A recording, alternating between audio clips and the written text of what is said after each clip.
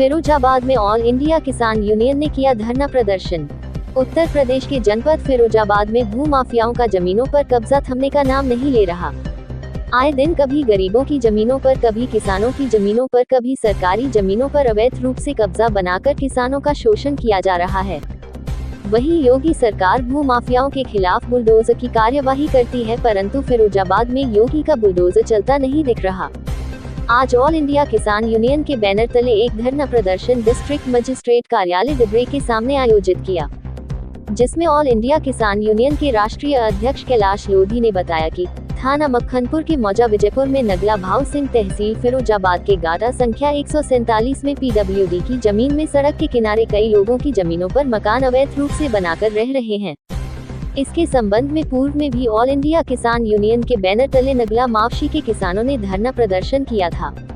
बड़ी संख्या में बुजुर्ग, महिलाएं, पुरुष और बच्चों ने धरना प्रदर्शन में पहुंचकर सरकार के खिलाफ अवैध कब्जेदारों के खिलाफ मांग की थी धरना दिया, जिस पर संबंधित अधिकारियों ने आश्वासन देते हुए लोगों की जमीन कब्जा हो गई है उसको हटाया जाएगा। 7 दिन का मल्टीमीटर भी जिला प्रशासन की ओर से दिया गया, परंतु जिलाधिकारी के आदेशों की धज्जियां उड़ाते हुए भू माफिया आज भी कब्जा धारक बने हुए हैं, जिस पर राष्ट्रीय अध्यक्ष कैलाश लोधी ने कहा कि अगर भू माफियाओं से किसानों की जमीन मुक्त नहीं कराई तो ये धरना प्रदर्शन अनिश्चितकालीन धरने के रूप में चलेगा। जब तक कब्जा मुक्त नहीं होगा ये धरना लगातार चलेगा। अभी धरना प्रदर्शन सुबह 10 बजे से शाम 5 बजे तक है। उसके बाद हमारी मांगे नहीं मानी गई तो धरना रात दिन चलेगा, जिसमें समस्त जिम्मेदारी जिला प्रशासन की होगी। धरने में मुख्य रूप से सूरज लोधी, विश्वनाथ लोधी, जितेंद्र लोधी, विजयसन लोधी, शैलेंद्र आदि लोग उपस्थित हुए।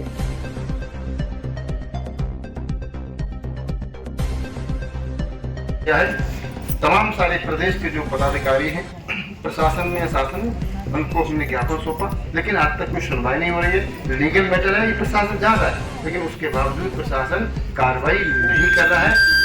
ऑल इंडिया किसान यूनियन कैलाश लोधी ने ठाना है कि हम जब तक कि ये अवैध कब्जा नहीं हटेगा संघर्ष जारी रहेगा, अनिश्चितकालीन धरना जारी रहेगा। अभी तो हमारा 10 से 5 बजे तक है।